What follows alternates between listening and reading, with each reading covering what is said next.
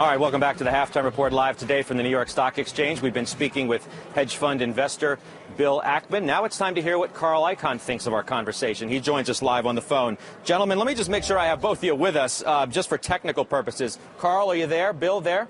Yeah, I'm here. I'm here as well. You know, Carl, we've been speaking with Bill for the last several minutes following the accusations that you made yesterday, and he's essentially saying that you're a hypocrite, Carl, in your argument, that you've laid out short positions yourself publicly. How do you respond? Well, you know, listen, I really sort of had it with this guy, Ackman. Why don't we go back over a little history with him? I'm not going to get into talking about short positions as much as maybe you'd like me to, but hey, let's start out with my history with this guy. I was minding my own business, and in 2003, I get a call from this Ackman guy, and I'm telling you, he's like the crybaby in the schoolyard. You know, I went to a tough school in Queens, and they used to beat up the little Jewish boys, and he was like one of these little Jewish boys crying that the world was taking advantage of him. He was almost sobbing, and he's in my office talking about this Hellwood and how I can help him. And, it's like in the old song, you rue the day I ever met the guy. And so he's there and talking about this company. And I actually called a friend who knew him, and the friend says, don't deal with the guy. He's in major, major trouble. And I'll just read to you some of the stuff they were saying about him. And, this was an article in the New York Times.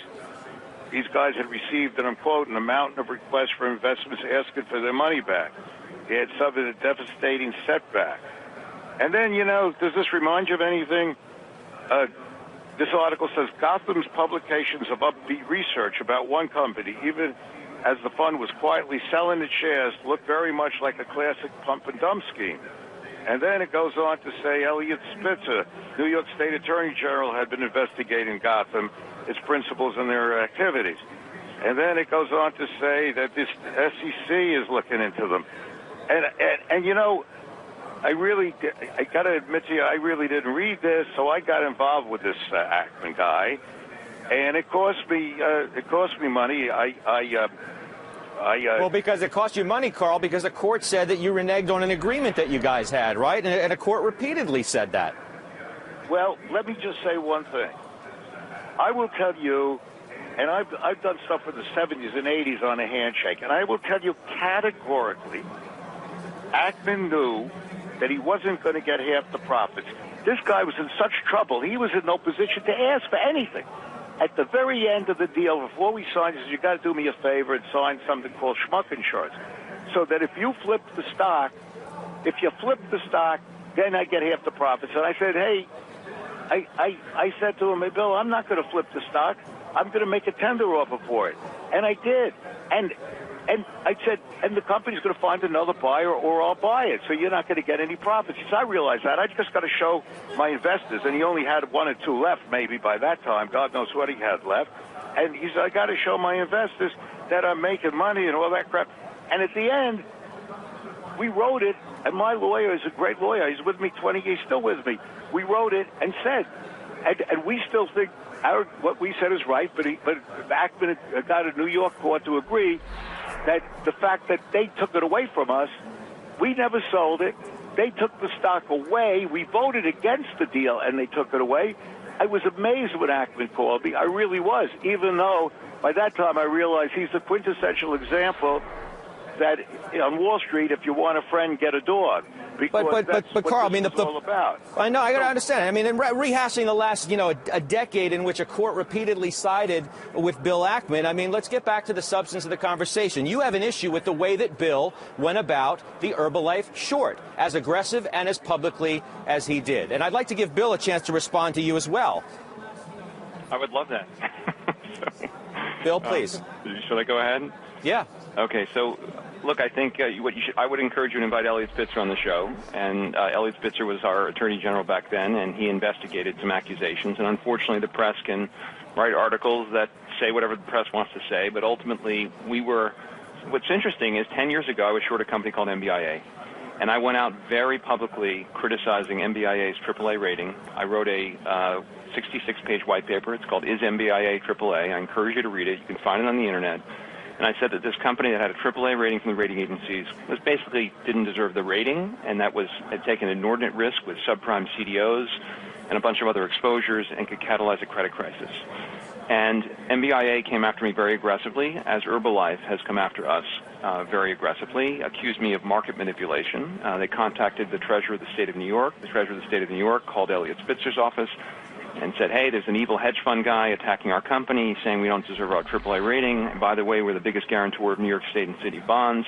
You might want to go take a look at this guy. And Elliot, followed that lead. It's a perfectly legitimate lead, and he looked into it. And he investigated whether we were correct. And I testified 5 or 6 days on the record explaining bond insurance and accounting and reserving and why 150 to 1 one levered company didn't deserve a AAA rating.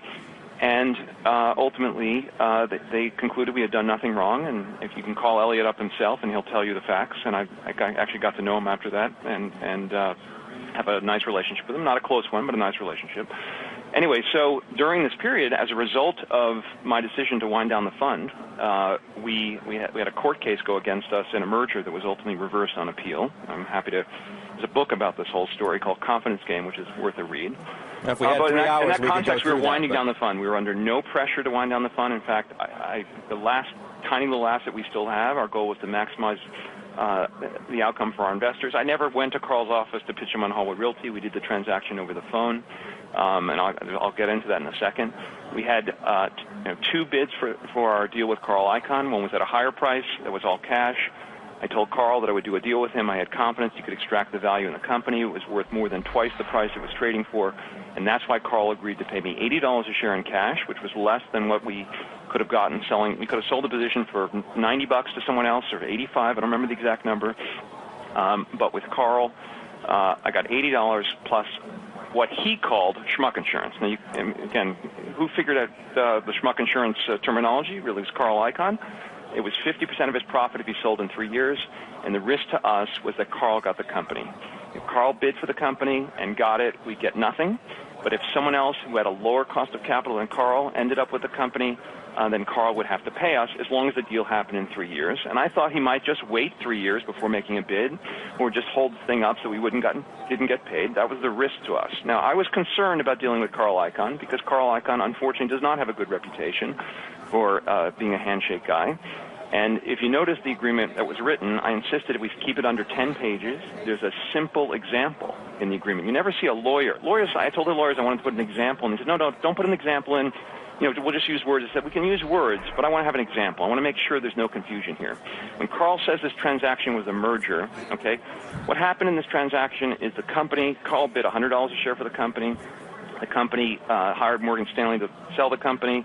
Carl raised his bid to $120 a share, and the company made a deal to sell it to a REIT whose cost of capital is lower than Carl's.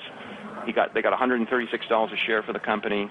And the transaction was structured as a cash-out merger. Stick with me because this is important, and Carl has been maligning my reputation, so it's very important that we get to the facts. All of this is provable in the courts.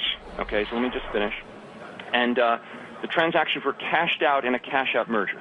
Okay, Carl got cash for his shares. He no longer has the shares, and very clear.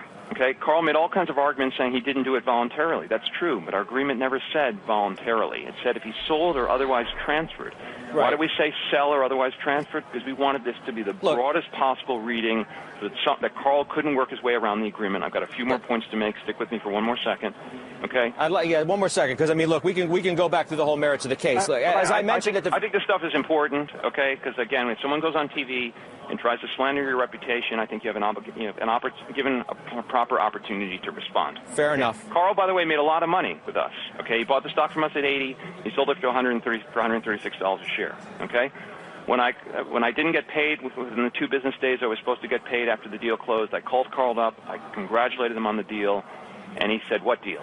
And I explained it to him. He says, No, I didn't agree to that. I said, Carl, we have a 10-page agreement. It's a really simple agreement. I don't want, He said, I'm not going to pay you. I said, well, then I'm going to have to sue you. And he says, go ahead, sue me. It won't survive summary judgment. And I said, Carl, we're going to get summary judgment. We did get summary judgment. You know what he said to me? He says, Bill, you know what we're going to do? I'm going to sue you, okay? And he threatened to sue me okay? And why did he threaten to sue me? Why was he doing what he was a bully, okay? I was not in a very good place in my business career. I was under investigation by Elliot Spitzer. I was winding down my fund. There was negative press about Gotham Partners at the time. I was short MBIA. They were very aggressively attacking me in the press. And Carl Icahn thought, you know what, this guy's roadkill on the hedge fund highway. I'm never going to have to worry about this kid again. He's not going to even have the resources to sue me. So I'm just not going to pay him. And by the way, the number of stories I've heard from bankers, from lawyers, from people he's transacted with where he's done similar kinds of things to take advantage of someone.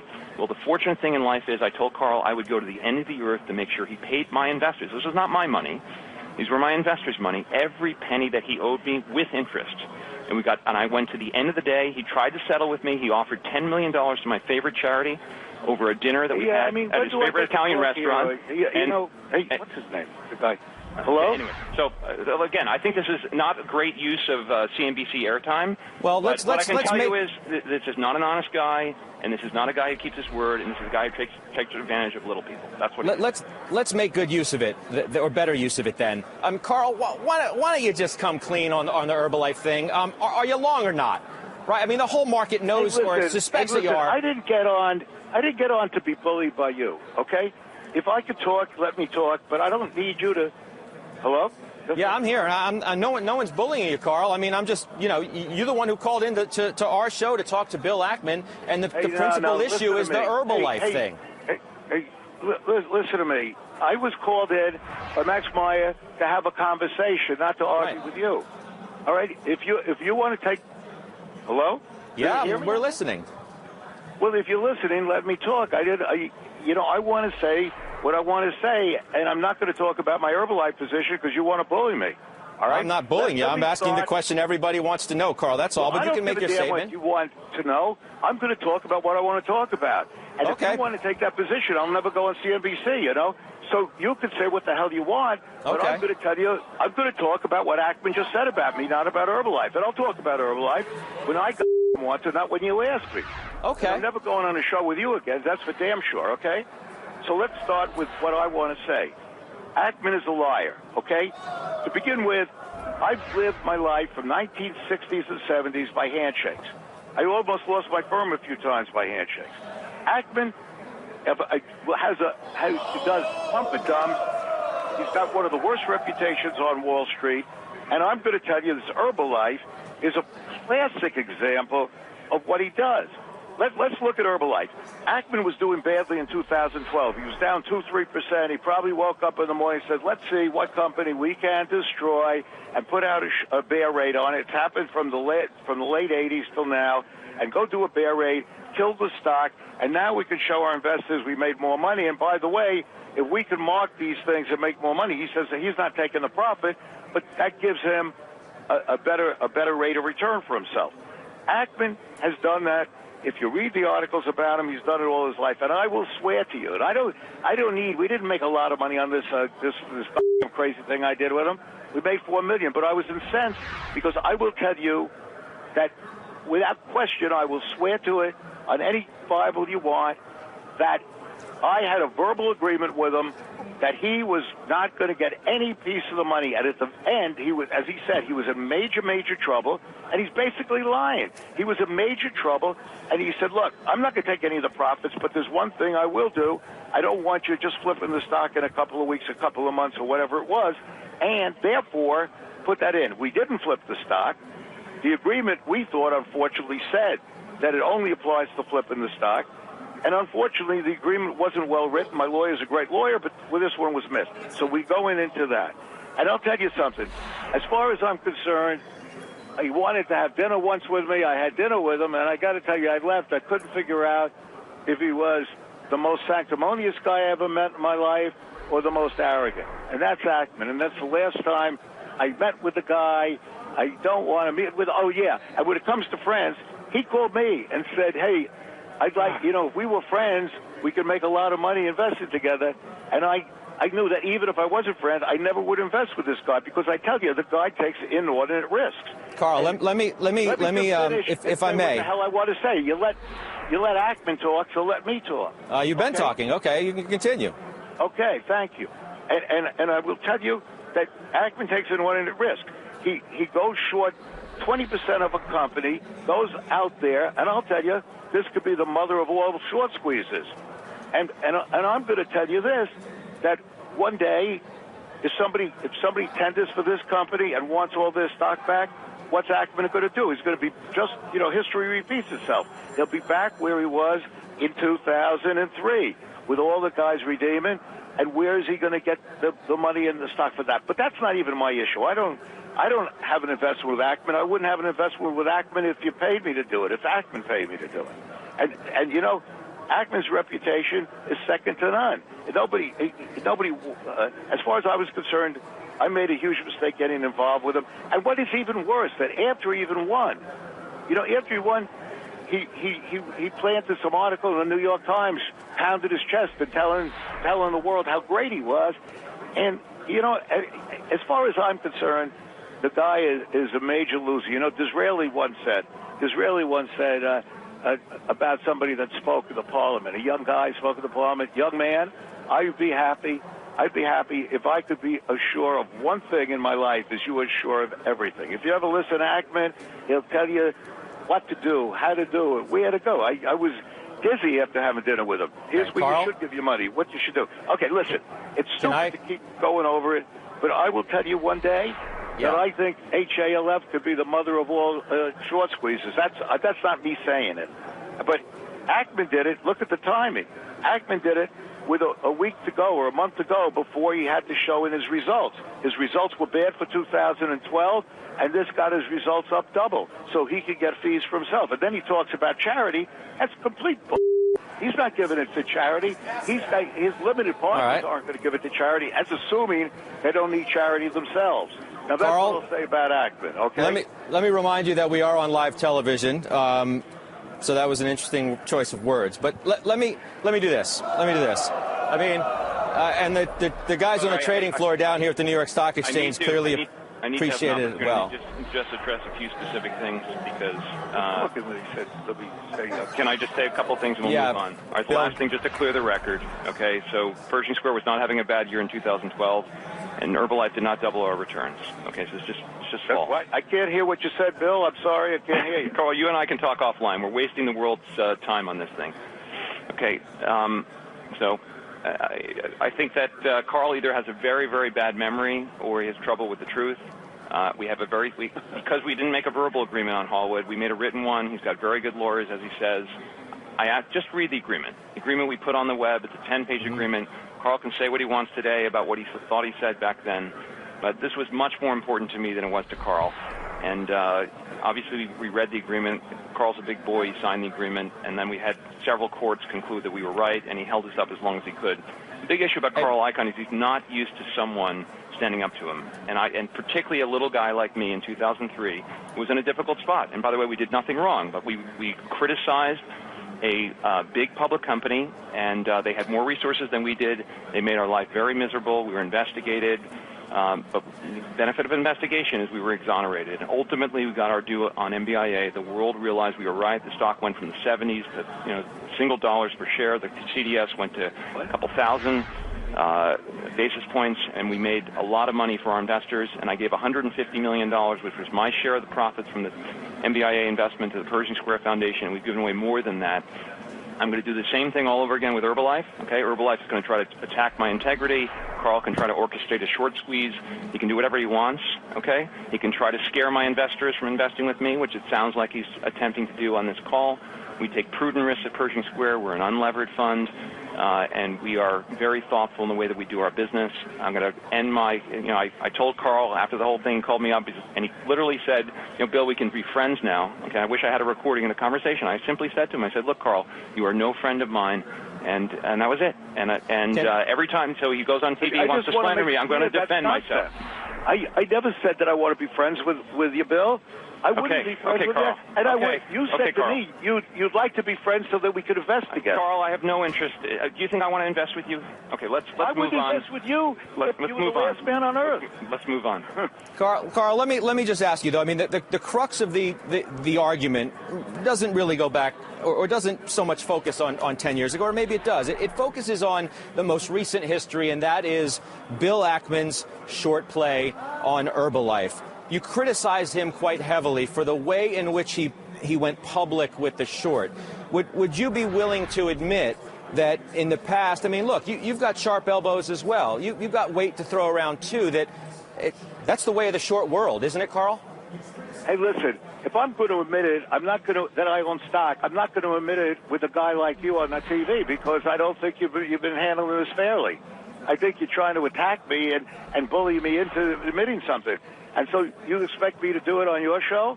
No, I'm not. I'd like to ask you a question. If you think you're going to bully me into doing it, you seem like a nice enough guy. I don't think I've ever been on a show with you, but I don't think I take the bullying. So do you think that you're giving me all this Hey, and Max Meyer said I could say what I wanted on the show, so I'm saying it. All right. Hey, we'll send Max the bill. Admit it on your show after you try bullying me and coming up against me, do you? All right. Well, let me. I'm known. Hey, look. I think. No. Wait, Carl. Let me just say first. Wait, let me say, Carl. I'm not. I don't like being bullied. I am not. I believe Nobody here is bullying you. First and foremost. Second of all, I simply asked you. Let me finish, please. I simply asked you. I about the goddamn deal 10 years ago. Why the heck are you getting involved in it? I simply asked you to reveal whether you were long Herbalife, as the world wants to know, and the motives behind it. That's all we want to know. That's what every person watching this program wants to know. And if that position is in all... Can I answer? Yeah. You want to keep talking? I'm going to answer it to you. Yeah. Max Meyer called me up. He said, Ackman is making all these aspersions about you. He's going to come on saying you're the worst man in the world. Do you want to go on TV? I said, yeah, that's why he came on. But I'm going to tell you about Herbalife. And I'll tell you what I will tell you and what I said before. I think Ackman did Herbalife because I obviously don't like Ackman. Ackman is lying about what happened. I didn't need the $4 million I made there. What incensed me was that he weaseled out of the deal. Now, we'll leave that alone. You're right. It happened 10 years ago. Leave it alone. But he weaseled out of it, and I'll tell you that. But, I'm known as a tough guy, but I think if you take my handshake, you live by it. There's nobody said that I ever went back on a handshake. So now let's go back into Herbalife. Ackman, I'm reading again what was in the New York Times by Morganson. In the Times it says that she said that he does that Gotham's publication Upbeat Research about one company, even as the fund was quietly selling its shares. Now that's what he did. That's what the paper said. And right now, I believe, I'm not going to the SEC or the FTC, but I believe he goes out, and he has 300 people in a room. This is the typical Ackman. I wouldn't care if it was anybody else but Ackman. But he goes in this room, and he gets 300 people, and he tells them how bad this company is. It's the classic stuff they did in the 90s.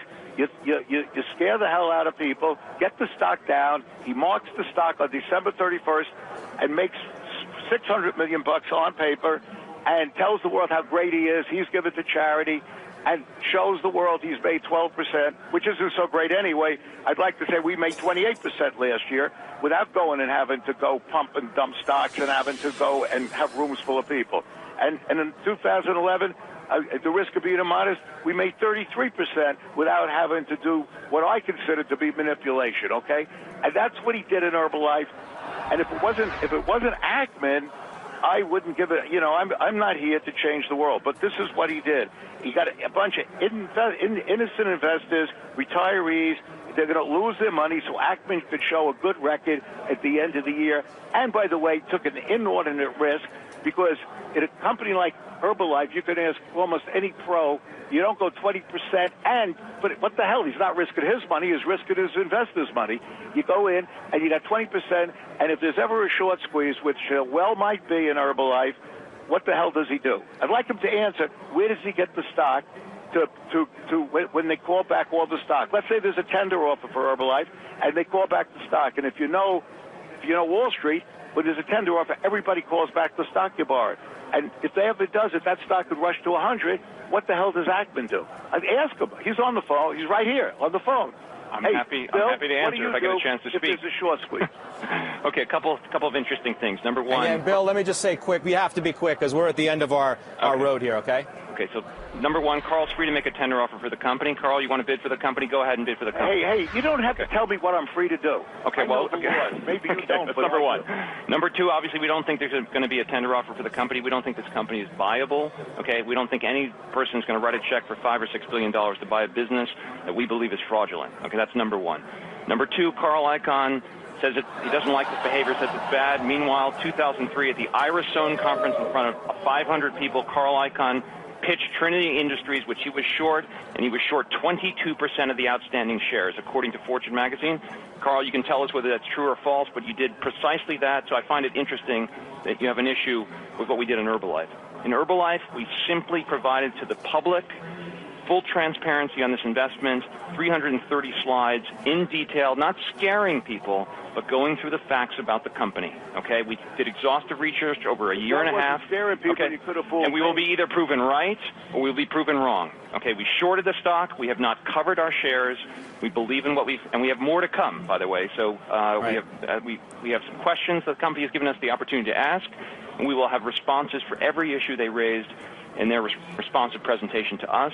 And what I thank Carl for is he certainly helped highlight Herbalife and the issues at Herbalife. And my guess is that Carl bought Herbalife if he did, because that's what someone at his shop leaked to the press, and he flipped it out when the stock went up, and he made a good trade. Congratulations on a good trade.